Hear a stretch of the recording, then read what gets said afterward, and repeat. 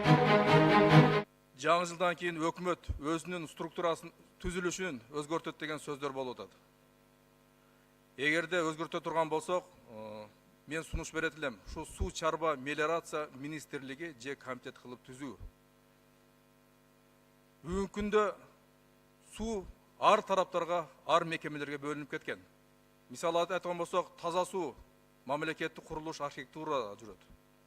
Жер астындагы суу запастар бул геологияда, кээ бир суу сактагычтарыбыз энергетикада, көлмөлөр балык чарба департаментинде, көлдөр өзүнчө болуп жүрөт.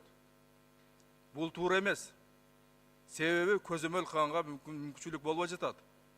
Ошондуктан ушулардын баарыны чогултуп, мөңгүнү баш кылып туруп, суу чарба жана мелиорация министрлиги же комитет түзүү бүгүнкү күндүн талабы. Эмне үчүн бул байлык деп айттым? Себеби дегенде биз өзүбүздүн суу байлыгыбызды жакшы колдоно албай жатабыз. Канчалаган сугат жерлерге, кайрак жерлерди сугат жерлерге жаңы каналдарды куруп айландырсак болот.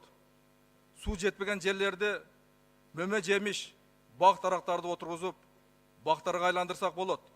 Бүгүнкү күндө көйгөй болгон экология маселесине, экономика маселесине ушуларды чечсек болот бүгүнкү күндөчү. Ошондуктан андан тышкары мына кошунаш мамлекеттерибиз канчалаган сууларыбыз өтүп жатат. Аларга дагы суу маселесин, сатуу маселесин көтөрүшүбүз керек. Ошондуктан бүгүнкү күндө суу чарба жана мелиорация министрлигин түзүп туруп, ушул тапшырмаларды берип, биз ушулардын үстүнөн көзөмөл кылышыбыз керек. Биз өзүбүз суу башында туруп, сууну пайдаланбай жатабыз.